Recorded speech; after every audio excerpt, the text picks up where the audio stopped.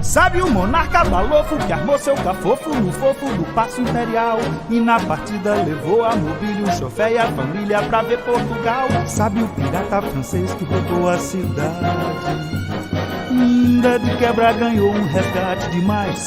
Muito bem, meus amigos, está começando mais um TemaCast. Aqui é Francisco Seixas e participarão desse episódio o Igor Alcântara. Olá, ouvintes. E também o Jorge Virgílio. Olá, ouvintes, e como diria Cícero, aquele que desconhece a história toda a vida será criança. Olha que profundo. Bom, gente, isso aqui é o TemaCast número 66 e vamos falar do mais importante e polêmico governador do período colonial brasileiro, o tal de Gomes Freire de Andrada, o primeiro conde de Bobadela. Mas antes de começarmos, não se esqueça também que o TemaCast não chega até você pelo apoio das Casas da Banha, mas sim através da doação de ouvintes que todo mês contribuem para a realização do nosso programa, como por exemplo a Adriane Melo e o Inácio Medeiros. Se você quer fazer parte do nosso time de mecenas e ajudar o TemaCast a crescer, entre no nosso site temacast.com.br e descubra mais. Você também pode entrar diretamente em um desses links, patreon.com/temacast ou em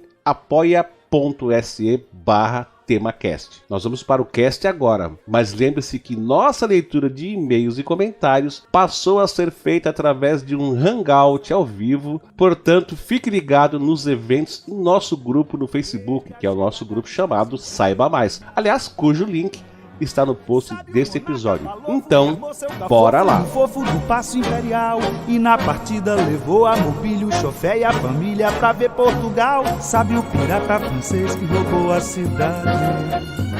Apenas para contextualizar a situação geopolítica do mundo e do Império Português no início do século XVIII, vamos mencionar brevemente um evento que marcou o início desse século e que repercutiu em toda a Europa. É a Guerra de Sucessão Espanhola, ocorrida entre 1701 e 1714. Essa guerra foi iniciada após a morte do último monarca espanhol da Casa dos Habsburgo, que era o Carlos II de Espanha, que faleceu em 1700 sem deixar herdeiros. Como nas suas primeiras núpcias o Carlos II havia se casado com uma nobre francesa, a Dona Maria Luísa d'Orleans, sobrinha neta de ninguém menos que o Rei Sol, o Luís XIV, o monarca francês aproveitou a oportunidade oferecida pelo falecimento de um rei sem herdeiros para entronar um de seus muitos netos, o tal de Felipe d'Anjou, entronado como o rei Felipe V de Espanha, dando início à dinastia Bourbons na Espanha. Luís XIV baseava suas pretensões num suposto testamento deixado por Carlos II. Entretanto, como essa união dinástica entre as duas maiores potências militares da Europa tornaria o rei da França o senhor inconteste do continente, a coroação de Felipe d'Anjou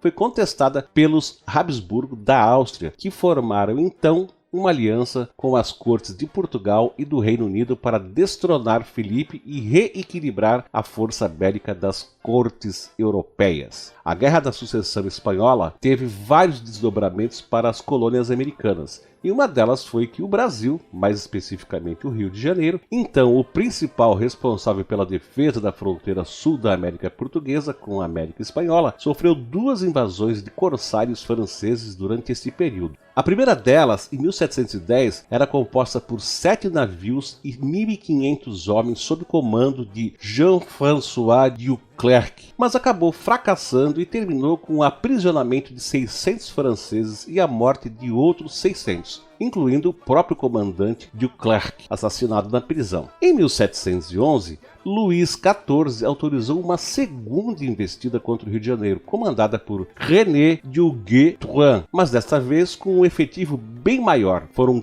15 navios e 4.000 homens. A segunda invasão foi muito bem sucedida e terminou com a rendição da cidade, que teve que pagar um resgate milionário aos corsários franceses para evitar a sua completa destruição, além, claro, da libertação dos franceses capturados no ataque anterior. Pelo sucesso da empreitada, Duguay-Trouin foi recebido por Luís XIV no Palácio de Versalhes e consagrado herói nacional por haver derrotado a mais bela cidade colonial portuguesa. Após os eventos de 1711, toda a defesa do Brasil passaria por uma reestruturação, visando uma maior cooperação militar entre as colônias e uma centralização dessas forças militares sob um único comando no Rio de Janeiro. Além disso, os eventos da Guerra da Sucessão acabaram por enfraquecer o reino espanhol, que jamais voltaria a se recuperar, perdendo em definitiva sua primazia terrestre para os franceses e a primazia naval para os britânicos. Com o enfraquecimento da Espanha, ampliou-se também as investidas dos luso-brasileiros nas terras além do Tratado de Tordesilhas, em particular após a descoberta de grandes jazidas de ouro e diamante no sul da América Portuguesa, na região que hoje compreende os estados de Minas Gerais, Goiás e Mato Grosso. Em 1712, D. João V nomeia Francisco de Távora como governador do Rio de Janeiro, imbuindo da missão de tornar a Baía de Guanabara inexpugnável às novas ofensivas estrangeiras. Para tal, Távora deveria levar novos engenheiros da metrópole para auxiliar aqueles que já se encontravam na colônia, e juntos o grupo deveria construir novas fortificações para garantir a segurança da região. A proposta da construção de uma muralha envolvendo a cidade do Rio acabou se mostrando impraticável devido à própria geografia local e pelo aumento do perímetro da cidade, que começava a não ter mais espaço edificáveis na sua configuração original entre as 4 colinas onde foi inicialmente erguida. Além disso, o comércio exterior era cada vez mais intenso na cidade, criando-se uma necessidade cada vez maior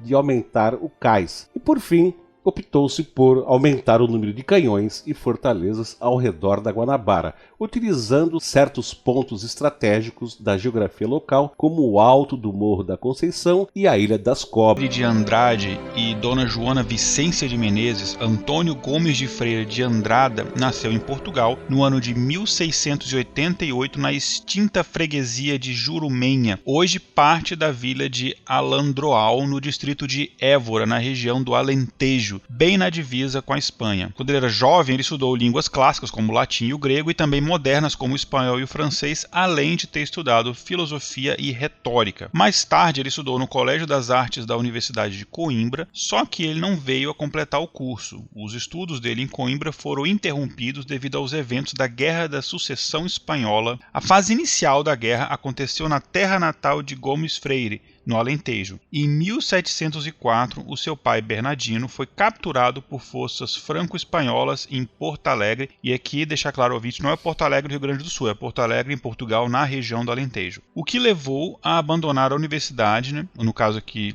a gente está falando do Gomes Freire, né? E a se alistar no exército português. 2 anos depois, em 1706, o pai dele foi libertado da custódia espanhola, só que o Gomes Freire seguiu no serviço militar, tendo servido durante 23 anos no regimento de Alentejo, entre 1710 e 1733, onde ele alcançou o posto de capitão de cavalaria. Nesse mesmo período em que esteve no serviço militar, o Gomes Freire acabou por adquirir um sólido treinamento militar e por ampliar muito a sua rede de contatos, né, o seu networking com outros oficiais portugueses, o que revelaria muito útil ali para sua carreira futura como administrador colonial. Já estamos dando spoiler aqui do que vai acontecer. Devido à sua atuação na Guerra da Sucessão e visando melhorar a defesa das colônias portuguesas, ainda atemorizadas pela invasão do Rio de Janeiro em 1711, que o Francisco comentou, além de, claro, combater o contrabando de ouro, Gomes Freire de Andrada foi nomeado para o cargo de governador e capitão-geral da capitania do Rio de Janeiro. Ele assumiu esse posto em 23 de julho de 1733 e no dia seguinte, como explicou em carta ao rei de Portugal, Dom João V, já teve que resolver alguns embates ali em torno de extravios de ouro. O que aconteceu foi o seguinte: 4 homens do regimento de Paraibuna, sendo um deles um escravo, haviam sido descobertos em posse de ouro em pó e grande quantia de dinheiro. Na carta, Gomes Freire justificava ao rei a necessidade de tomar providências imediatas em relação aos criminosos, devido à grande demora nas comunicações com a metrópole. Lembrando aqui, ouvinte, obviamente, que nessa época não havia telégrafo, rádio, internet, WhatsApp, nada disso. Na realidade, o Gomes Freire, o que ele queria era criar com esse fato ali que aconteceu estabeleceu um precedente para justificar outras decisões autônomas que ele viria a tomar e que assim sobrepujavam os seus poderes e suas funções enquanto governador do Rio, já que, entre outras coisas, o Tribunal das Colônias era sediado em Salvador, não no Rio de Janeiro, onde ele residia e a região que ele governava. Conhecendo muito bem as brechas do ordenamento jurídico da coroa portuguesa, o governador sabia que as instruções régias poderiam ser desobedecidas desde que essa valorização dos poderes locais em detrimento do poder central fosse feita em benefício da coroa. Então, basicamente é o seguinte, eu posso tomar decisões aqui locais desde que seja em benefício do poder central. Como nesse momento, na passagem do século XVII para o século XVIII, a Baía do Rio de Janeiro se projetava como principal região do Império Português, e aqui a gente está falando tanto como conexão com as regiões do ultramar, quanto como região de contato com as minas de ouro e metais preciosos, o Gomes Freire sabia que a sua desobediência, que entre aspas, a ordem jurídica, passaria impune, não ia acontecer nada com ele, já que ela tinha sido justificada como sendo conveniente ao serviço real. Aí começou o golpe, vamos seguindo aqui, vocês vão entender. 3 anos mais tarde, em 1736, usando essa mesma justificativa, Gomes Freire anexaria as capitanias das Minas Gerais ao Rio de Janeiro, após ali, o falecimento do seu governador, no caso, governador da capitania de Minas Gerais. Alegando em carta que a ocupação preventiva de Minas era necessária para garantir a ordem, Gomes Freire assumiu o governo mineiro antes mesmo da deliberação do Conselho Ultramarino e a revelia do colegiado local. Entretanto, como já era esperado pelo governador, quando a resposta do Conselho chegou meses depois, ela foi favorável à sua atitude empreendedora. Olha que empreendedorismo, né? Na carta, o Conselho Ultramarino ratificava a nomeação de Gomes Freire para a governadoria das Minas, alegando mais uma vez que a ocupação era, aqui entre aspas, conveniente ao serviço geral. E aí ele foi, devagarinho, aumentando o seu poder. E é importante lembrar aqui aos nossos ouvintes que desde o final do século XVII, a política adotada pelos monarcas da Casa de Bragança havia sido a de centralizar ao máximo o governo do Império Português. As atitudes de Gomes Freire eram, portanto, bastante convenientes, aqui usando o termo escolhido pelo próprio Conselho Ultramarino, enfim, a essa política centralizadora. Melhor ainda, como elas eram colocadas como atitudes unilaterais do governador do Rio, a coroa portuguesa escapava do constrangimento de ser tida como muito autoritária. Você podia falar, não foi eu, foi ele ali, né? As vistas grossas que a coroa fazia em relação às atitudes despóticas de Gomes Freire ficavam mais uma vez evidenciadas quando no ano seguinte, em 1737, ele decidiu ocupar uma nova capitania, dessa vez a capitania de São Paulo. Aí a galera foi na rua, hashtag fora Gomes Freire, não, tô brincando, não teve essa... Não teve isso, não teve. Mas enfim, a gente está vendo que uma atitude em cima da outra, ele faz uma atitude, vê que nada acontece, ele faz uma outra, ele vai ampliando e vai só anexando ao seu poder as capitanias que estavam ao redor. Bom, num documento extenso e muito bem detalhado, Gomes Freire alegava ao Conselho Ultramarino que, devido à instabilidade política em São Paulo, causada pelas disputas das elites locais quanto à sucessão da governadoria, ele havia sido obrigado a ocupar a capitania.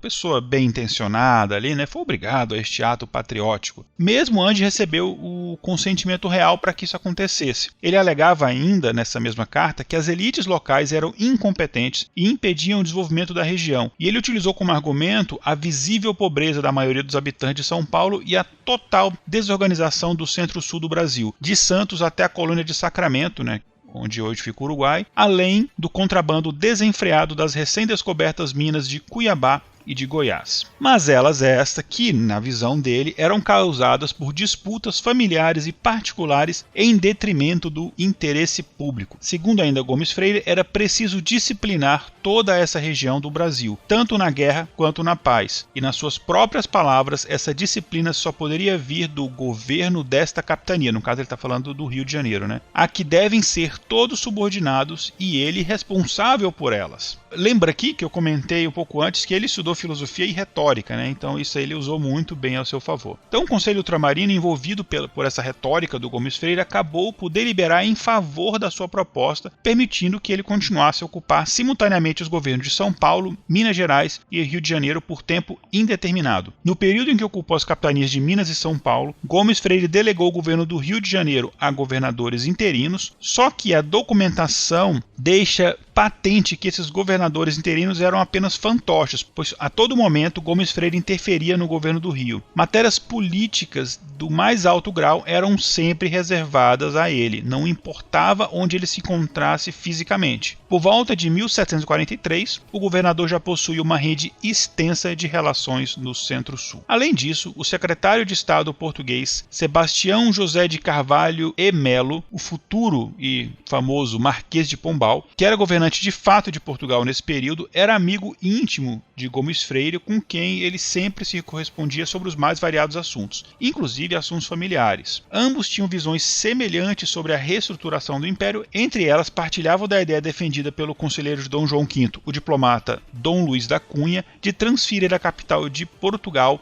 para o Brasil. Dom Luís da Cunha, eu estou falando do Luís da Cunha, não é outro Cunha, que, entre outras coisas, participou das negociações de paz da Guerra de Sucessão Espanhola, e escreveu no fim da sua vida, em 1736, logo nos primórdios ali da governadoria de Gomes Freire no Rio de Janeiro, numa carta intitulada Instruções Políticas, dirigida a seu amigo e discípulo, o também diplomata Marco Antônio de Azeredo Coutinho, orientações ao rei português em que destacava a necessidade de transferir a capital de Portugal de Lisboa para o Rio de Janeiro. Ali, na visão de Dom Luís, o monarca poderia assumir a coroa não apenas de rei dos portugueses, mas de imperador do Ocidente. Nessa carta ele enumerava diversas razões pelo qual o Rio se destacava como a capital ideal do Império Pluricontinental Português, sendo a principal dessas motivações a sua centralidade no controle do litoral da América Portuguesa e na rota entre o Atlântico e o Pacífico. A seu ver, no Rio de Janeiro, a mesma conveniência, e aqui eu estou abrindo aspas para ele, a mesma conveniência, que no caso aqui é em controlar a América Portuguesa, teria Sua Majestade para sustentar o Estado da Índia e os estabelecimentos que tem na dita costa da África, animando o comércio de Moçambique, da China e da Pérsia, do Golfo de Bengala e da costa do Coromandel. Fecha as aspas aqui para o que ele falou. Pois aí, após esses anos de contato com as lideranças cariocas, mineiras, paulistas e de outras regiões do Centro-Sul e mesmo do norte do país, Gomes Freire havia sido capaz de identificar as fragilidades dessas elites de um modo a manipulá-las para exercer a legitimidade política do cargo que ocupava. Em particular, de levar a cabo a construção de uma centralidade luso-brasileira em torno do Rio de Janeiro. Era o início do processo de unificação das colônias. Pois é, né, pessoal? A gente vê que ele estudou pra caramba lá em Coimbra, né? Pelo menos alguma coisa ele aprendeu por lá. De escravos, tanto indígenas quanto africanos, lá para as minas de prata de Potosí, e o contrabando de metais preciosos nessa região eram de grande importância, tanto para o Rio de Janeiro quanto para São Vicente e São Paulo. A presença, né, de lideranças luso-brasileiras na região era comum, inclusive através de casamentos com líderes hispânicos, tal qual o próprio Salvador de Sá, como comentamos no episódio que tratamos dele. Por essa razão, os governadores do Rio, desde aquela época, pretendiam anexar a cidade de Buenos Aires, que era a principal praça na foz do Rio da Prata. A autorização da coroa para essa empreitada, contudo, né, ela vinha sendo postergada. Até que, em 1679, né, o novo governador do Rio de Janeiro, Manuel Lobo, ele decidiu retomar o plano adiado de estabelecer um controle português na foz do Rio da Prata, e ali, em cooperação com o capitão-mor de São Vicente, Diogo Pinto do Rego, Manuel Lobo organizou, então, uma expedição para essa região platina. A missão, no entanto, não seria mais a de conquistar Buenos Aires, que o rei de Portugal não aprovou essa parte, mas, então, de estabelecer um porto concorrente na banda oriental do Rio da Prata. A missão foi bem sucedida e foi estabelecida ali a Colônia do Sacramento. O governador de Buenos Aires, Dom José de Garro, informou imediatamente o ocorrido a seus superiores, lá na corte espanhola, e recebeu autorização régia para invadir Sacramento. E em agosto de 1680, Sacramento foi tomada e os lusos brasileiros que ali se encontravam foram aprisionados. No ano seguinte, foi estabelecido um tribunal, moderado pelas cortes de Roma, Paris e Londres, para discutir o direito dos portugueses sobre a sua nova possessão. Em 1683, apesar da nova colônia estender os limites da América Portuguesa para além do Tratado de Tordesilhas, o Tribunal Internacional decidiu em favor de Portugal, obrigando a Espanha a devolver Sacramento aos lusos brasileiros. E bom, só para comentar a parte aqui, a gente sabe que havia uma grande união nas cortes europeias quando se tratava de ferrar com a Espanha. Então, normalmente as pessoas decidiam contra a Espanha. Bom, devido à importância estratégica da região, o capitão-mor de Sacramento, Duarte Teixeira, não teve dificuldade de encontrar colonos para se fixar ali, né? Lembrando que é por ali que passava toda a prata. O rápido crescimento populacional de Sacramento, no entanto, atemorizou os portenhos, né, os habitantes de Buenos Aires, que temiam serem atacados pelos luso-brasileiros a qualquer momento. Afinal, agora eles estavam separados da fronteira com Portugal apenas por um rio. Assim, em 1704...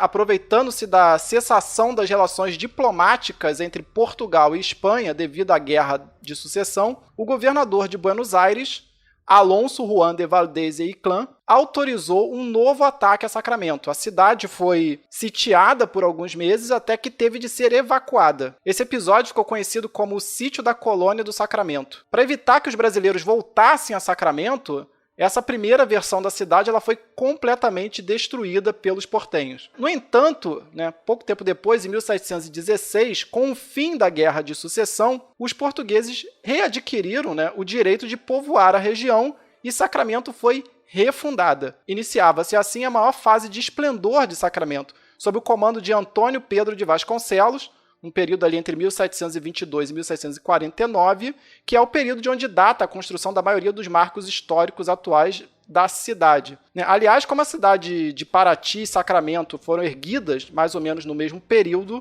e nesse mesmo contexto histórico, elas têm muitas semelhanças físicas entre si. Razão pelo qual a colônia de Sacramento é muitas vezes referida como a Paraty do Uruguai.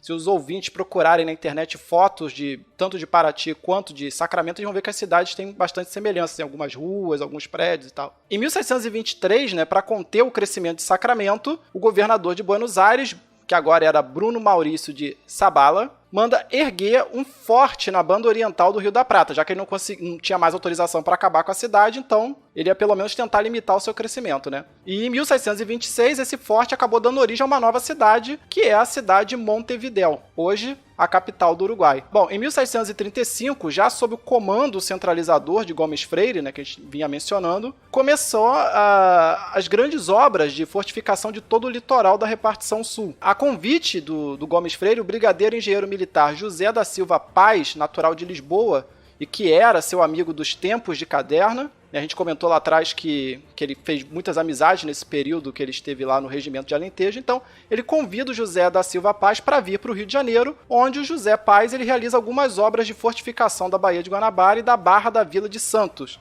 Inclusive, nesse período que o José Paz esteve no Rio, ele foi governador interino da capitania do Rio, ali mais ou menos em 1736, quando o Gomes Freire se ausentou para ir até Minas, ocupar o cargo de governador de Minas. Uma das principais obras do José Reis na cidade do Rio foi a fortaleza da Ilha da Madeira, que atualmente se chama Ilha das Cobras, que na época foi a maior fortaleza construída no continente americano. Então isso mostrava que depois do ataque de 1711, os portugueses finalmente tinham tomado vergonha na cara e passaram a proteger um pouco melhor suas colônias. Pouco tempo depois, o José Paz é enviado por Gomes Freire à colônia do Sacramento para reforçar também as defesas da cidade. E nesse período que o José Paz esteve no Sul, ele escreveu uma carta recomendando ao Gomes Freire que ele deveria criar uma nova cidade entre Sacramento e Laguna, de modo a ligar por terra esses dois núcleos portugueses e fortalecer, assim, a defesa do litoral do extremo sul do Brasil. Se você olhar no mapa, você vê que tem uma distância bastante longa entre Laguna e Sacramento. O local escolhido por José Paz foi a desembocadura de um grande rio, que na realidade se trata da Lagoa dos Patos, na região que era tão conhecida como Continente de São Pedro, onde fundou em 1737 a colônia do Rio Grande de São Pedro,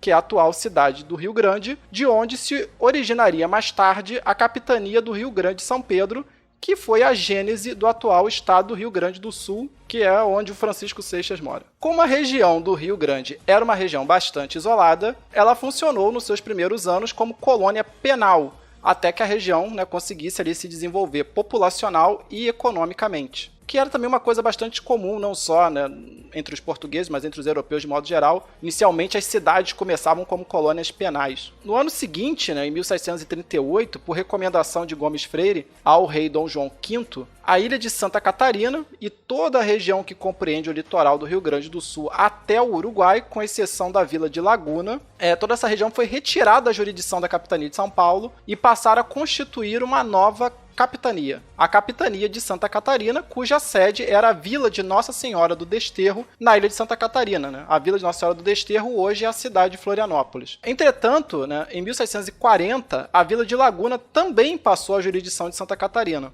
O primeiro governador e capitão-geral escolhido para Santa Catarina foi o brigadeiro José Paz, né, o mesmo que tinha feito aquelas fortificações no Rio e em Sacramento e fundado o Rio Grande, e que durante, né, a sua governadoria lá em Santa Catarina também realizou grandes obras de fortificação da ilha sede da nova capitania, que deveria servir, então, de eixo logístico para que o Rio de Janeiro mantivesse o controle das colônias mais ao sul. Ele projetou um complexo ali de fortalezas que rodeavam a ilha e asseguravam a sua defesa. Na Bahia, ao norte da ilha, por exemplo, ele construiu as fortalezas de Santa Cruz de Ayatomirim, São José da Ponta Grossa e Santo Antônio de Ratones. E na Barra, ao sul da ilha, ele construiu a fortaleza de Nossa Senhora da Conceição de Araçatuba. Inclusive, se você for a Florianópolis, você pode visitar essas fortalezas, pelo menos as ruínas delas estão lá até hoje. A partir de 1648, inicia-se ali a segunda fase da administração do Gomes Freire, em que ele ampliou a sua jurisdição para toda a região centro-sul do Brasil, que seria equivalente hoje,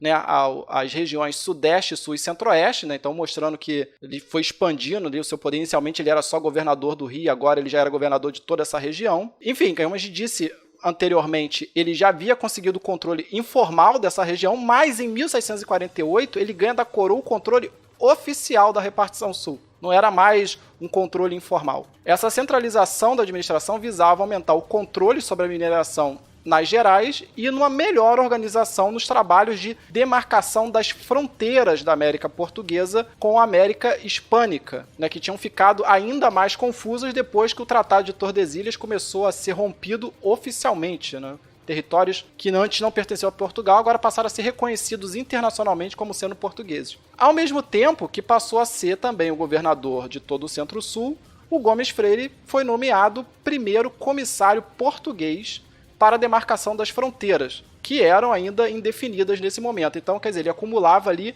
2 cargos de extrema importância para a coroa portuguesa. Pois é, além disso, Gomes Freire foi autorizado pela coroa a extinguir a capitania de São Paulo. A extinção dessa capitania hereditária havia sido proposta por Gomes Freire ao Conselho Ultramarino, alegando que com o crescimento de Vila Rica e outros importantes núcleos no interior do país, a governadoria de São Paulo havia se tornado desnecessária. Então, em 1753, após negociação com Gomes Freire e o Conselho Ultramarino, o último donatário da capitania de São Paulo, Carlos Carneiro de Souza e Faro, primeiro conde de Lumiares, aceitou vendê-la de volta à coroa, sendo indenizado pelo rei Dom José I. Dessa forma, a antiga capitania de São Paulo passa à condição de comarca ou distrito da capitania do Rio de Janeiro, tendo como sede a Vila de Santos. Santos ficava assim responsável por todo o território que compunha aproximadamente os estados de São Paulo, do Paraná e interior de Santa Catarina. Quanto à região das Minas de Goiás e Mato Grosso, que até então fazia parte da jurisdição de São Paulo, essas passaram a compor capitanias próprias, governadas interinamente por quem? Por Gomes Freire, até que seus respectivos governadores fossem indicados pelo governo em Lisboa. A capitania de São Paulo, no entanto, voltaria a ser recriada alguns anos depois, em 1765, após a morte de Gomes Freire, mas desta vez como capitania real, tendo como seu primeiro governador o capitão-geral nomeado pela coroa, Luiz Antônio de Souza Botelho Mourão. Olha, gente, aqui é importante fazermos um parênteses sobre a questão de São Paulo, que, como dissemos, a coroa portuguesa tinha preferência pelas capitanias reais, em que os cargos eram preenchidos por nomeação, em vez das capitanias hereditárias em que os cargos eram herdados. As capitanias hereditárias tinham o inconveniente de obrigar o poder central a negociar com a elite local, enquanto as capitanias régias ou capitanias reais permitiam uma maior centralização do poder político. Mas não apenas isso, as capitanias régias permitiam igualmente uma maior racionalização do Estado português. Tanto Gomes Freire quanto o Marquês de Pombal foram expoentes do iluminismo português e fizeram grandes esforços para tentar criar uma máquina pública mais coerente para o Império, até então muito dispersa e notadamente marcada por relações um tanto quanto familiares. Como vimos, até metade do século XVII, São Paulo ainda era uma capitania hereditária, governada pelos descendentes do fundador de São Vicente, Martim Afonso de Souza. O desmembramento de São Paulo e a extinção da capitania foi a forma encontrada pelo governo central de revogar-lhe o caráter hereditário e substituí-lo por um regime de governadores e capitães gerais nomeados pela coroa, como já acontecia no Rio e na Bahia desde o século XVI, e em Minas desde a sua fundação no início do século XVIII. Uma outra questão que se impunha no caso de São Paulo era o fato de que o interior paulista havia se tornado quase uma sociedade à parte da sociedade luso-brasileira do litoral, a começar pela língua. Diferentemente de São Vicente e Santos, onde se falava português, nas vilas interioranas de São Paulo era mais corrente o uso da língua geral meridional ou língua geral paulista. Apesar de não haver quadros nem representações dessa época que retrate, que fale dos verdadeiros paulistas, as populações paulistas originais, formadas em sua maioria de mestiços, muito provavelmente se assemelhavam mais a uma espécie de República do Paraguai brasileira do que um vilarejo português. Por exemplo, em uma das cartas que um dos governadores de Pernambuco, o Marquês de Montebello, enviou a Lisboa no período da guerra contra Palmares, ele relatou que não conseguia entender o que dizia o paulista Domingos Jorge Velho, que foi preciso recorrer ao auxílio de um padre para poder fazer a interpretação do que ele falava. Até hoje é assim, viu, Francisco, em São Paulo? Para de gracinha, vai, rapaz. Bom, olha só, outra testemunha que descreveu como era a população de São Paulo em fins do século XVII e início do século XVIII foi o padre português Antônio Vieira. Segundo Antônio Vieira, entre aspas, é certo que as famílias dos portugueses e índios de São Paulo estão tão ligadas hoje umas às outras que as mulheres e os filhos se criam mestiça e domesticamente, e a língua que nas ditas famílias se fala é a dos índios e a portuguesa a vão os meninos aprender à escola. Fecha aspas. Assim, a decisão de desmembrar São Paulo e trazer lideranças diretamente de Portugal para essa região fazia parte de uma conjuntura maior de reorganização do Império Português, que culminaria na expulsão dos jesuítas, na extinção da língua geral paulista ou meridional e na substituição das populações luso-indígenas. As elites e as milícias mestiças locais, descendentes de Tibiriçá e outros chefes indígenas aliados dos portugueses, seriam substituídas por lideranças mais, digamos assim, mais aportuguesadas. O ensino, então, passaria a ser uma prerrogativa do Estado e não mais da Igreja, de forma a garantir uma maior uniformidade cultural do Império, o que implicava numa unificação da língua falada pelos súditos do rei português. Enquanto isso, os artesãos e camponeses ameríndios, treinados pelos jesuítas, fossem eles livres ou escravizados, seriam substituídos por trabalhadores braçais africanos escravizados, garantindo assim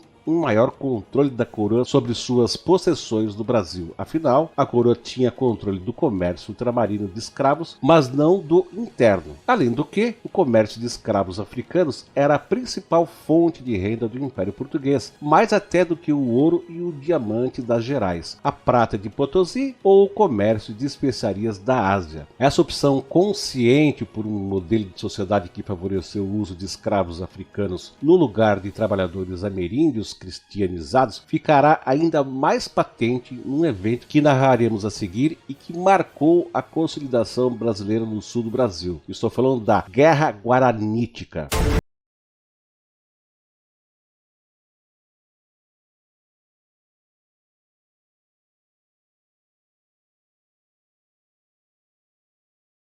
Gostam de guerra, então vamos falar de guerra. Mas enfim, essa aqui foi mais um massacre que uma guerra, mas vamos lá. Essa escalada belicista na fronteira meridional dos domínios de Portugal e Espanha culminaram no Tratado de Madrid em 1750. Nesse tratado ficou acertado que Portugal desistiria da colônia do Sacramento em prol da Espanha, que em recompensa doaria todas as terras dos 7 povos das missões a Portugal. Essa região corresponde ao centro-noroeste do atual estado do Rio Grande do Sul, e essa nova divisão estabelecia o rio Uruguai como a fronteira natural entre os domínios de Portugal e Espanha. As populações ameríndias dos 7 povos das missões, no entanto, recusaram-se a deixar suas terras e a se transferir para a banda oriental do rio Uruguai. Eles alegavam serem bons cristãos e súditos leais do rei da Espanha e, portanto, tinham direito de permanecer na sua terra, que, além do mais, pertencia a eles desde antes da chegada dos padres. Com o apoio parcial dos jesuítas no início início de 1753, os guaranis missioneiros começaram a impedir os trabalhos da demarcação de fronteira e anunciaram oficialmente a sua decisão de não sair do Rio Grande do Sul. Em resposta, as autoridades enviaram tropas contra os nativos, que contra-atacaram, iniciando um evento que ficou conhecido, como o Francisco falou, como Guerra Guaranítica em 1754. Essa guerra foi um verdadeiro massacre, pois os portugueses e espanhóis se organizaram num único e poderoso exército abastecido com armas de fogo e canhões contra os 7 povoados. Gomes Freire veio do Rio de Janeiro para o Rio Grande do Sul e liderou pessoalmente a guerra, tendo tomado parte dos combates, chegando a ser inclusive ferido. Os castelhanos, vindo de Buenos Aires e Montevidéu, atacaram as missões pelo sul, enquanto os luso-brasileiros, enviados do Rio de Janeiro e sob o comando de Gomes Freire, entraram pelo rio Jacuí. Apesar disso, os guaranis ainda conseguiram resistir às investidas luso-espanholas por quase 2 anos. Diante da resolução dos indígenas, Gomes Freire tentou uma solução diplomática, tendo tido várias reuniões com um dos líderes guaranis capturados, Crisanto Nerenda, chefe do povo de São Luís. Segundo disse o governador ao chefe missioneiro, todos os índios que se rendessem seriam imediatamente perdoados, bem tratados e integrados à sociedade portuguesa. Além disso, Gomes Freire buscava convencer Crisanto que o verdadeiro inimigo dos portugueses não eram os guaranis, mas sim os jesuítas. Era uma visão comum em Portugal que a ordem dos jesuítas havia crescido tanto em poder e influência que havia se tornado um poder paralelo fora do controle da coroa. Vale lembrar que a administração do Marquês de Pombal ficaria marcada, entre outras coisas, pela expulsão dos jesuítas dos domínios portugueses. Uma coisa que lembra com grandes diferenças o que aconteceu, por exemplo, com os templários. Bom, como Gomes Freire não conseguiu convencer Crisanto de suas boas intenções, ele redigiu e enviou cartas a todos os chefes guaranis, que eram, se diga-se de passagem, todos alfabetizados, ultimando-os a se renderem. Caso resistissem, todos seriam destruídos. O maior líder dos guaranis nesse conflito foi o capitão Cepé Tiaraju. Ele recusou os termos propostos por Gomes Freire e optou pela guerra, tendo sido o comandante em chefe do exército guarani até fevereiro de 1756, quando foi morto na Batalha de Caiboaté, no interior da cidade de São Gabriel.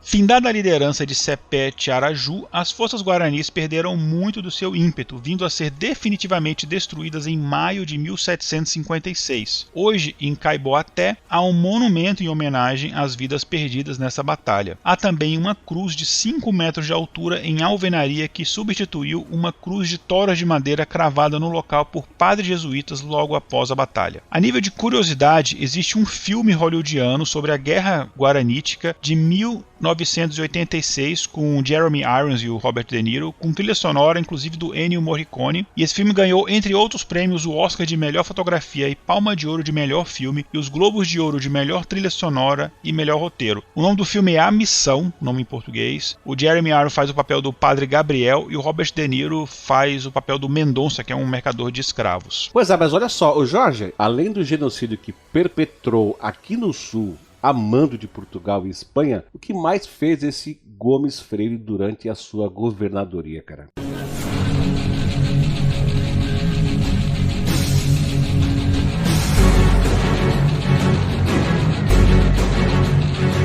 Gomes Freire, ele estava decidido a promover as artes e o desenvolvimento não só do Rio de Janeiro, que era a capitania que ele veio governar originalmente, mas de todo o seu domínio agora na repartição sul. Já em 1736, ele criou a primeira associação literária e científica do Rio de Janeiro, que foi a Academia dos Felizes, que teve como presidente o médico português radicado no Rio, Mateus Saraiva. O lema da academia era Hércules afugentando com a clavo ósseo. A Academia dos Felizes desapareceu em 1740, mas fomentou na elite intelectual do Rio a ideia de criar uma tipografia, o que de fato ocorreria 7 anos mais tarde, em 1747, quando Gomes Freire autorizou a Revelia de Lisboa que a tão sonhada tipografia carioca fosse construída. Foi a primeira tipografia do Brasil e era operada pelo português Antônio Isidoro da Fonseca. As primeiras obras impressas em terras brasílicas foram um folheto relatando a viagem de vinda do recém-nomeado nomeado bispo do Rio de Janeiro para a cidade, uma tese de teologia de um padre jesuíta, uma coletânea de poemas e os manuais de artilharia e de bombeiro escrito pelo brigadeiro e engenheiro militar José Fernandes Pinto Alpoim, que era professor da Escola de Artilharia do Rio de Janeiro. Contudo, a tipografia teve que ser fechada pouco tempo depois, evidentemente, por ordem do governo português, que ao descobrir a iniciativa do governador, não considerou essa atitude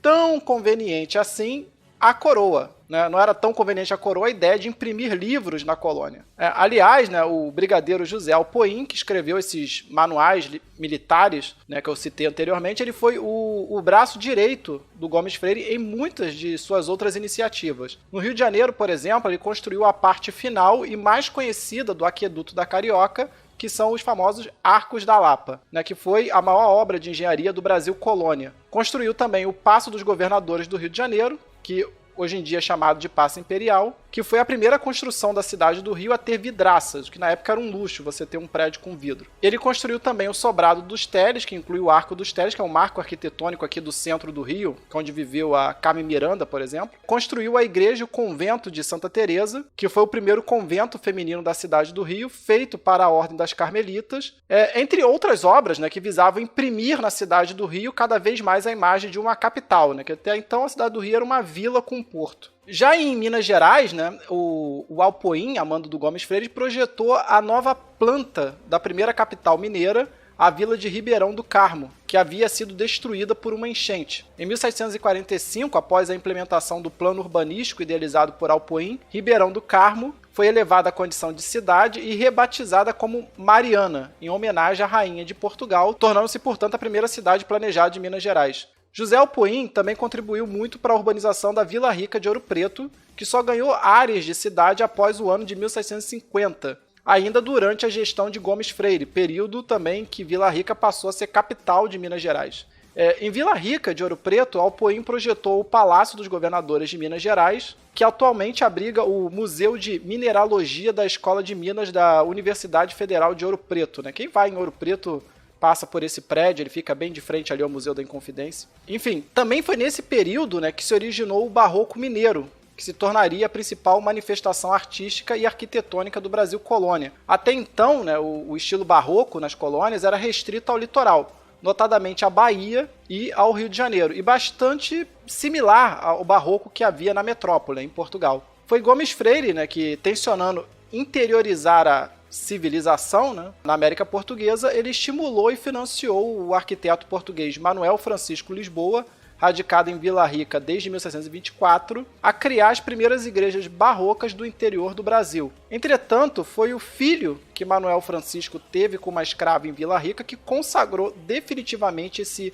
estilo artístico nas Minas Gerais e imprimiu-lhe de uma originalidade brasileira. E claro, eu estou falando de Antônio Francisco Lisboa, mais popularmente conhecido como Aleijadinho. Só a nível de curiosidade, apesar do engenheiro Alpoim ter projetado o Palácio dos Governadores de Minas, foi o Manuel Francisco que executou o projeto, tendo seu filho Aleijadinho como ajudante de obras. Mas ainda falando do brigadeiro José Alpoim, não podemos deixar de citar que ele inventou nesse período uma máquina de querenar navios, ou seja, uma máquina para virar os navios de ponta cabeça, que acelerou a manutenção das embarcações no Porto do Rio, e essa invenção foi de grande valia para a cidade, visto que desde fins do século XVII, como a gente já comentou, era bastante comum que navios não apenas portugueses, mas de várias nacionalidades viessem até a Baía de Guanabara para serem reparados e se reabastecerem de suprimentos, antes de seguirem viagem para a Ásia ou regressarem para a Europa.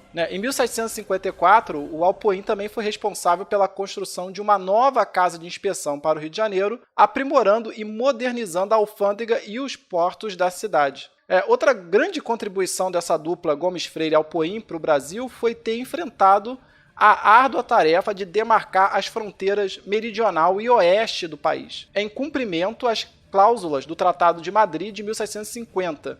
Embora as fronteiras tenham sido alteradas nos séculos seguintes, ali no processo de independência das nações sul-americanas, as fronteiras demarcadas por Gomes Freire e por Alpoim se assemelham muito às atuais fronteiras do país. Só como curiosidade pontual sobre a família Alpoim, não tem nada a ver com esse episódio, mas só uma curiosidade para os ouvintes, no século seguinte, ou seja, no século 1919, um dos descendentes desse engenheiro, José Alpoim, o tenente de artilharia e agitador político carioca Luiz José dos Reis Alpoim, fundaria o Partido Farroupilha lá no Rio Grande do Sul. E aí você pode ouvir o episódio TemaCast sobre a Revolução Farroupilha.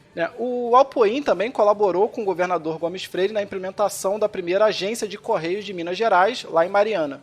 Em 25 de janeiro de 1663, que hoje é considerada a data simbólica de fundação dos Correios brasileiros e o Dia do Carteiro, a coroa portuguesa já havia estendido a jurisdição do Correio-Mor de Portugal para a América Portuguesa, nomeando o alferes João Cavaleiro Cardoso para o cargo de assistente de Correio-Mor das Cartas do Mar. A sede do Correio nas colônias americanas funcionava estrategicamente na capitania do Rio, que desde os tempos de Salvador de Sá era o centro de operação logístico do Império Português no Brasil, como vimos no episódio 64, que a gente viu que o Salvador de Sá ali, ele trouxe o transporte entre as colônias e a metrópole passou a ser feito por comboios, e ele trouxe esses comboios para a Baía de Guanabara, ou seja, tudo que era produzido nas colônias portuguesas, tudo que era retirado daqui, vinha primeiro para a Baía de Guanabara, para depois seguir num grande comboio até Lisboa. Desde 1730, entretanto, a coroa havia proibido o serviço de correios para o interior do Brasil, em particular na região das Minas Gerais, supostamente visando proteger informações a respeito do ouro. Apesar disso, vista a dificuldade de se governar uma região tão extensa sem um serviço de informações, Gomes Freire criou extraoficialmente um serviço de correios no Triângulo Rio-Mariana-São Paulo, visando aprimorar o seu controle sobre essa região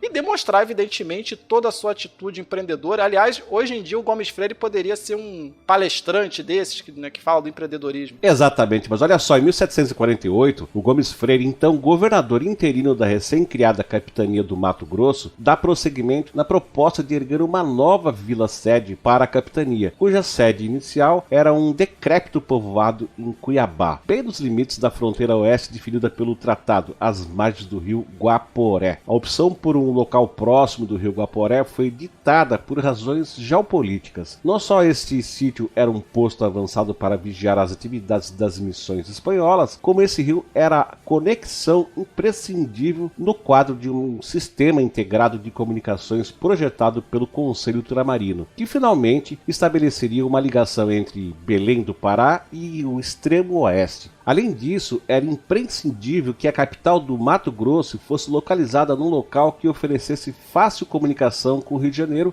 e, portanto, fosse acessível por barco. Além disso, segundo a recomendação de Gomes Freire ao Conselho Ultramarino, já em 1740, a criação de uma verdadeira vila às margens do rio Guaporé visava fazer, abre aspas, a colônia de Mato Grosso tão poderosa que seja respeitada pelos seus vizinhos, claro que ele está falando dos espanhóis, e que sirva de baluarte de todo o interior do Brasil. Não só a presença de um oficial de alta patente e de tropas reais contribuiria para essa defesa, como a nova capitania geral simbolizaria a ocupação permanente pela coroa do extremo oeste, proporcionando uma base firme para a aplicação do uti possidetis. Bom, gente, tá perguntando vocês aí o que é uti possidetis. Bom, o que foi traduzido do juridiquês significa é o princípio do direito internacional que, em disputas envolvendo soberania territorial, reconhece a legalidade e a legitimidade do poder estatal que de fato exerce controle político e militar sobre a região em litígio, fecha aspas. Então, em 1750, o primeiro governador nomeado pela coroa para o Mato Grosso, que era o Dom Antônio Rolim de Moura Tavares, o conde de Azambuja, executa o plano de construção e em 1752 inaugura a primeira capital de fato da capitania mato-grossense, que era a Vila Bela de Santíssima Trindade, que diferente do núcleo inicial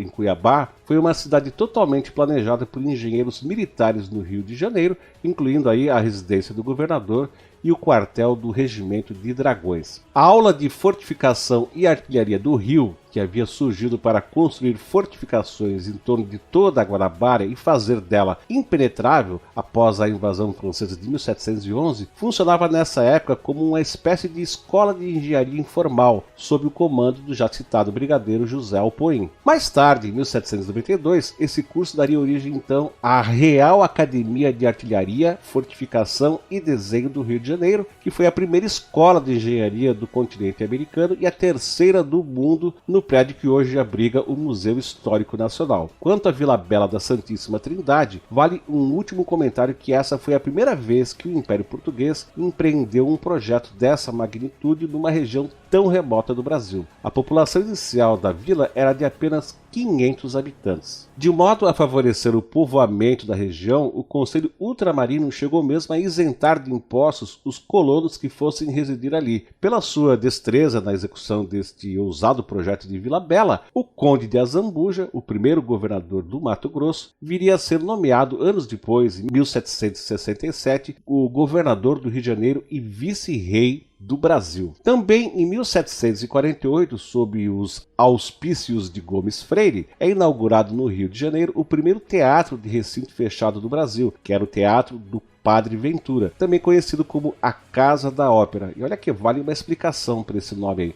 O termo ópera não significava no Brasil o que passaria a significar no século XIX. Ópera servia como um resumo de toda a atividade teatral, como com ou sem música. A Casa da Ópera abrigava acrobacias, mágicas, dança, teatro de prosa, solos instrumentais, trechos de óperas propriamente dito, entre outras coisas. Ela ficava localizada no Largo do Capim, junto à antiga Rua do Fogo, próximo de onde hoje fica a esquina da Rua Uruguaiana com a Avenida Presidente Vargas. O almirante francês Bougainville, que esteve no Rio de Janeiro durante a governadoria de Gomes Freire, relatou que o elenco do teatro era composto de mulatos, de uma sala muito bela, onde se executava e representavam trechos de mestres italianos com uma orquestra dirigida por um padre corcunda. O padre Ventura, o tal padre corcunda descrito por Bougainville, era ele próprio um notório tocador de rabeca, que é uma espécie rudimentar de violino. Esse teatro viria a ser destruído em 1769 num dos muitos incêndios que ocorreram. Em 1952, Gomes Freire reuniu no Palácio dos Governadores do Rio de Janeiro uma segunda academia, a Academia dos Seletos, que tinha um viés apenas literário e era parte das comemorações de sua promoção à patente de mestre de campo. Dessa academia participaram as principais figuras da sociedade carioca, como médicos, juízes e eclesiásticos. Houve dois fatos curiosos nesse grupo de seletos reunido por Gomes Freire. O primeiro é que havia uma representante feminina, algo bastante atípico na época, que era a poetisa carioca Ângela do Amaral Rangel. Ângela era cega de nascença e acabou sendo imortalizada por Gomes Freire, que mandou publicar em Lisboa, numa coletânea batizada de Júbilos da América, os trabalhos apresentados pela Academia dos Seletos, que incluem alguns dos poemas de Ângela. A segunda curiosidade foi a participação de um menino de 12 anos, na ocasião apenas como ouvinte, mas que viria a fazer história na literatura nacional. E aqui eu estou falando de ninguém menos do que o mineiro José Basílio da Gama, natural da vila de São José do Rio das Mortes, atual cidade de Tiradentes. Ele havia vindo de Minas Gerais para o Rio para estudar no colégio jesuíta e, com auxílio de Gomes Freire, conseguiu viajar para Lisboa, onde completou seus estudos. Mais tarde, Basílio da Gama tornou-se o único integrante brasileiro da Arcádia Romana na Itália, período no qual escreveu a sua obra-prima, O Uruguai, o primeiro poema épico brasileiro. O Uruguai narra como o, aqui entre aspas, grande herói Gomes Freire de Andrada derrotou a República Jesuítica dos Sete Povos das Missões.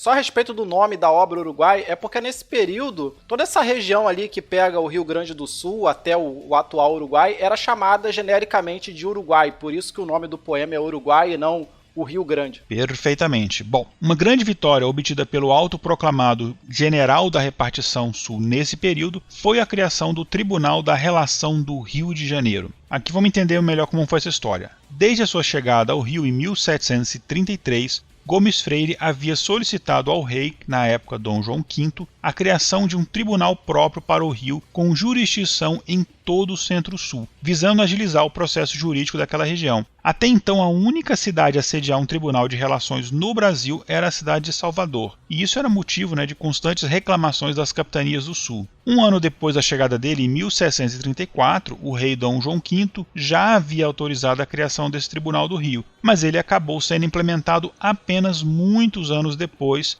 após a ascensão do Marquês de Pombal ao poder na década de 1750. O Tribunal de Relação no Rio era completamente autônomo em relação ao de Salvador, respondendo apenas à Casa de Suplicação em Lisboa, e tinha jurisdição sobre todo o Centro-Sul e era dividido em 13 distritos. O Rio de Janeiro, São Paulo, Ouro Preto, Rio das Mortes, atual Tiradentes, como eu falei, Sabará, Cerro do Frio, Cuiabá, Goiás, Paranaguá, Espírito Santo, Campo dos Goitacazes e Santa Catarina. O Tribunal de Relação do Rio possuía 10 desembargadores e um chanceler e tinha o mesmo ordenado da coroa que o Tribunal de Salvador. Mas é claro, Gomes Freire foi o primeiro presidente e regedor do tribunal e passou a receber um soldo adicional do governo português para exercer essa função, que era equivalente ao do vice-rei na Bahia, do qual Gomes Freire se considerava um colega e não um subordinado. O edifício sede do tribunal passou a ser a Cadeia Velha, onde até então funcionava a Câmara Municipal do Rio e onde hoje está construído o Palácio Tiradentes,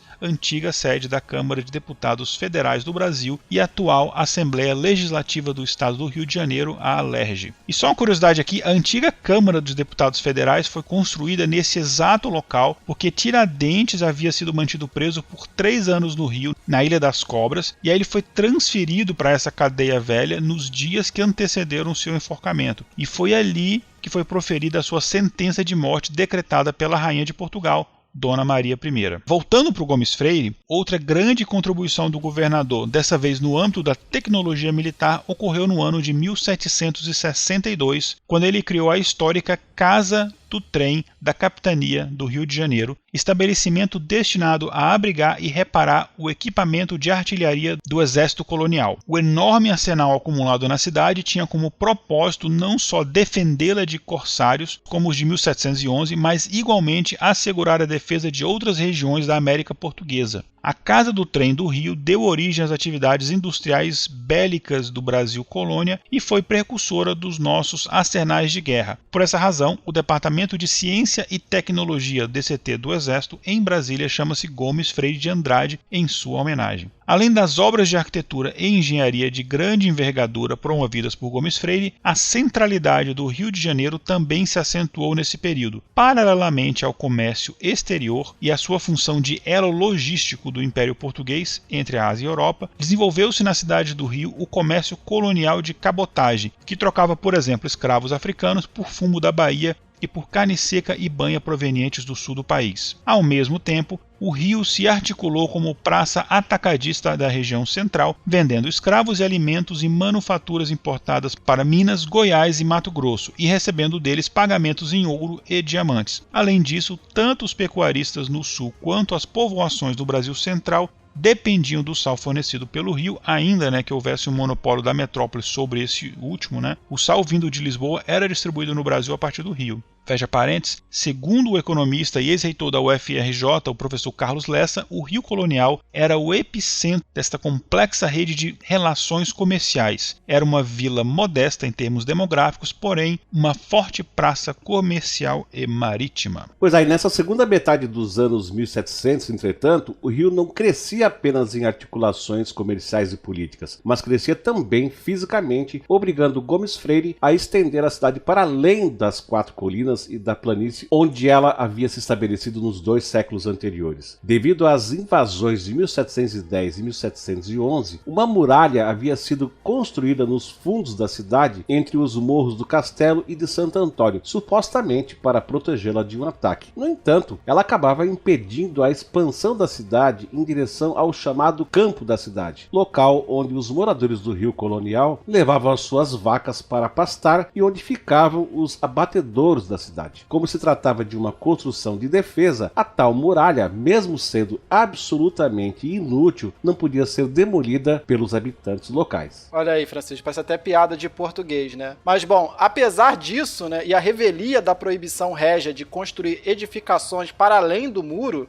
devido à falta de terrenos edificáveis no quadrilátero da cidade nos anos 1750, já eram numerosas chácaras na região do campo da cidade. Até o próprio governador governador já havia demarcado um lote no local para erguer ali a nova sé do Bispado do Rio de Janeiro, no que viria a ser mais tarde a atual Igreja de São Francisco de Paula. Por fim, devido a um pedido da Câmara Municipal do Rio, o rei Dom João V concordou com a demolição do muro e a demarcação de novos terrenos edificáveis para a cidade, originando a ocupação de toda a região em volta das localidades conhecidas no Rio de hoje como Largo de São Francisco de Paula, Praça Tiradentes e Campo de Santana, ou Praça da República. Além disso, visando civilizar a área mais nobre da cidade, né, que era o Largo do Carmo, que é a atual Praça 15, e a Rua Direita, que é a atual Rua 1º de Março, que já começavam ali a ganhar áreas mais sofisticados, o Gomes Freire mandou retirar dali o Pelourinho e a Forca, né, elas ficavam permanentemente montadas, e colocá-los ali no novo subúrbio da cidade, nas imediações do Campo de Santana. Né. Essas coisas normalmente ficavam assim na parte mais externa da cidade. Só de curiosidade, né, esse local para onde o Gomes Freire moveu a forca foi o local onde o Tiradentes foi enforcado algumas décadas depois, mas não na Praça Tiradentes, como em geral se supõe, mas num lugar não muito longe dali. Ninguém sabe exatamente onde ele foi enforcado, mas foi em algum lugar entre a Praça Tiradentes e o Campo de Santana, porque é uma distância pequena entre uma coisa e outra. Mas foi ali naquelas imediações, né? E o local da forca foi o local em que o Gomes Freire colocou a forca. Outro grande acontecimento desse período foi a ocorrência de um tremendo terremoto em Lisboa, né, em 1º de novembro de 1755, catástrofe essa que repercutiu em todo o Império Português e obrigou os súditos, reinóis e ultramarinos de Dom José I a doarem volumosas somas de dinheiro para a reconstrução da capital, sobre a forma ali de taxações adicionais sobre o preço da carne verde, aguardente, vinho, vinagre, azeite, trânsito de equinos e bovinos pelo distrito das cidades, etc. Enfim, onde os portugueses conseguiram enfiar o imposto, eles enfiaram o imposto alegando que era preciso reconstruir Lisboa. Esse grande terremoto de Lisboa e as consequências, enfim, só uma coisa que a gente normalmente não faz. A gente tem um episódio sobre isso prontinho para gravar naquela série que a gente fez o piloto, o TemaCast+. Então, se a gente chegar um dia naquelas metas de contribuição lá que a gente estabeleceu, a gente vai gravar e vai lançar esse episódio para vocês no futuro. Olha aí, pessoal, vocês vão querer saber mais sobre o terremoto em Lisboa ou não? Mas enfim, voltando aqui para o Brasil, que não foi afetado pelo terremoto, mas pagou a conta, graças aos serviços prestados à coroa, o rei Dom José I lhe concedeu em 1758 o título de primeiro conde de Bobadela, né? Então, finalmente, o Gomes Freire recebeu o título pelo qual ele é mais conhecido historicamente. Como o Gomes Freire nunca foi casado, nem teve filhos, o título de conde de Bobadela foi herdado pelo seu irmão, o José Antônio Freire de Andrada, que o transmitiu aos seus descendentes. Devido à grande notoriedade que havia alcançado no Rio, o Senado da Câmara da Capitania do Rio de Janeiro propôs e aprovou uma lei que instituiu em 1760 que o retrato do conde fosse fixado na sala onde a Câmara se reunia, nem um pouco personalista. Em 1759, Gomes Freire recebeu a incumbência do Marquês de Pombal de expulsar em definitivo os padres da Companhia de Jesus da cidade do Rio e de todas as vilas, né, que estavam ali sob a jurisdição de Gomes Freire, e de confiscar-lhes todos os bens. Pelo decreto real, todos os bens confiscados seriam incorporados aos patrimônios das respectivas câmaras reais. Em 16 de abril de 1761, chegava a carta régia de Dom José I, rei de Portugal, para que Gomes Freire se transferisse para a cidade de São Salvador da Bahia de Todos os Santos e tomasse posse como vice-rei do Brasil. Então, o cara teve tanto sucesso que agora ele foi promovido a chefe de todo mundo. Entretanto, em resposta ao rei, o conde Bobadela argumentou que, devido ao fato do novo governador nomeado para Minas Gerais não haver assumido ainda o seu posto, e por considerar que as negociações com os espanhóis no sul da América Portuguesa demandassem um administrador que residisse nas capitanias centrais, ele julgava que abandonar o governo do Rio de Janeiro, entre aspas, sem cabeça, incorreria em graves riscos aos negócios da coroa. Nas palavras de Gomes Freire, na carta que escreveu ao rei, abre aspas, o rio é o manancial de que pende e se fortifica a conservação do reino e das conquistas, fecha aspas. O que lhe fazia temer que, abre aspas, rota a âncora, poderia padecer o todo, fecha aspas. Alegava ser o Rio de Janeiro o maior, abre aspas, empório do Brasil, pois tem este porto as circunstâncias de uma posição e defesa fortíssima e de uma barra incomparável.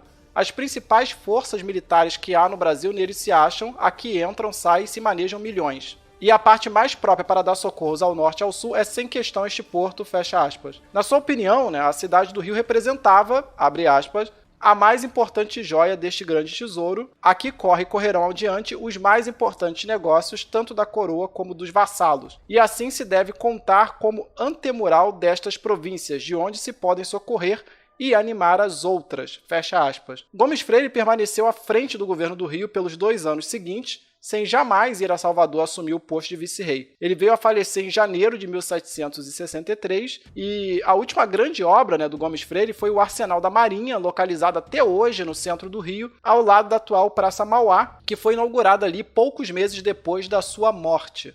O Gomes Freire foi enterrado no convento das Carmelitas, ali na igreja de Santa Teresa, convento este que ele mesmo havia mandado construir e era um dos principais financiadores. Como eu falei, fica ali no bairro Santa Teresa, também no centro do Rio. 4 meses depois, em 11 de maio de 1763, uma nova carta régia chegava às colônias informando que o Conde da Cunha havia sido nomeado como novo vice-rei do Brasil. A partir daquela data, entretanto, o vice-rei passaria a residir na cidade do Rio de Janeiro e não mais na cidade de Salvador. A coroa ela nunca explicou ou deu qualquer razão para optar pela transferência da capital para o Rio. As teorias mais aceitas, em geral, são que as disputas na região platina e a necessidade de um maior controle do fluxo de ouro de Minas, que nessa época já se encontrava em decadência, ali na metade do século XVIII, a mineração já estava em decadência no Brasil, então eles acreditam que esses foram os fatores determinantes, mas nunca houve uma explicação oficial. Simplesmente falou, a capital agora é o Rio e é isso. Em 21 de dezembro de 1763, o Conde da Cunha escrevia a Dom José I, comunicando ter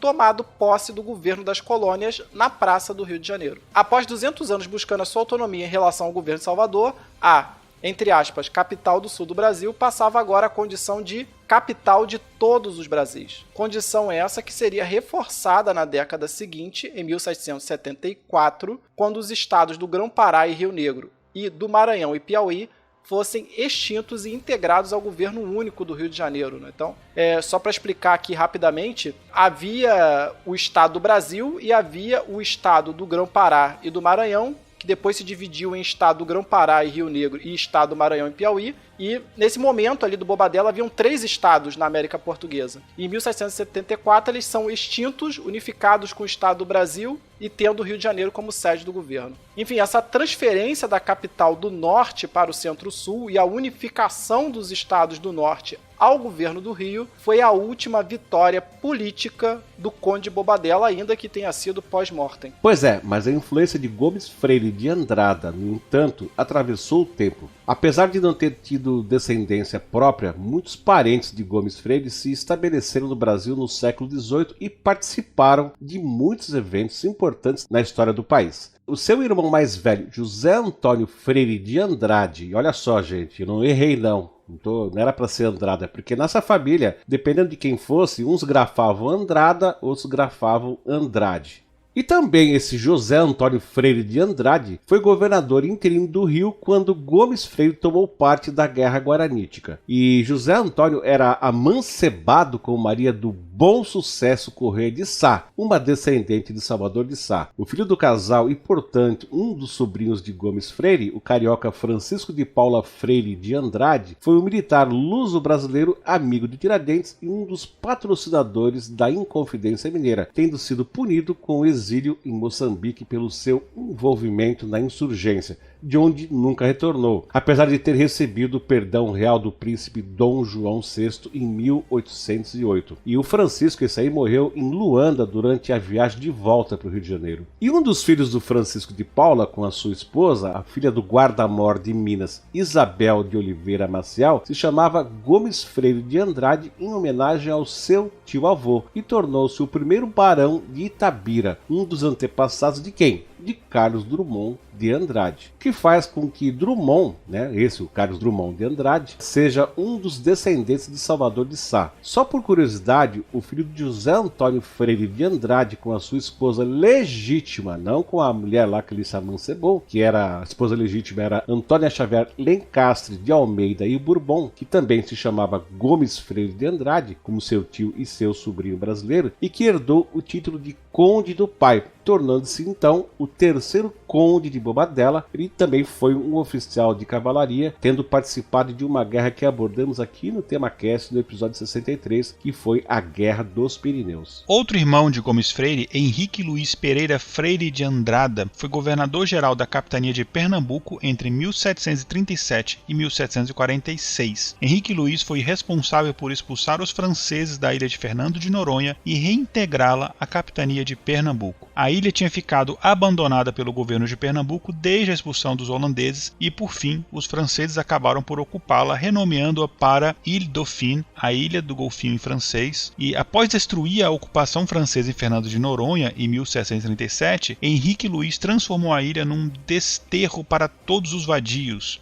Isso palavras dele, não nossas. E vadios aqui ele queria dizer os ciganos, do Brasil. Além disso, ele também construiu uma nova ponte do Recife, utilizando os alicerces da ponte construída por Maurício de Nassau no século XVII e a ponte do Varadouro em Olinda, além de reconstruir outras pontes como a de Afogados e da Boa Vista. No seu governo também foi criada, em 20 de janeiro de 1735, a Junta da Justiça Criminal de Pernambuco, com poderes de condenar à morte criminosos sem precisar enviá-los à Bahia. Pois é, e outro dos parentes de Bobadela estabelecido no Brasil, foi o José Ribeiro de Andrada, administrador dos contratos de dízimos das alfândegas dos portos do Rio de Janeiro e de Santos, e esse senhor viria a ser o avô da grande trindade dos Andradas, os paulistas José Bonifácio de Andrada, que foi o patriarca da independência, presidente da província do Rio de Janeiro e ministro do Império, o Martim Francisco Ribeiro de Andrada, ministro da Fazenda e deputado do Império, e o Antônio Carlos Ribeiro de Andrada Machado e Silva, meu Deus, um dos líderes da Revolução Pernambucana de 1817, primeiro-ministro e deputado.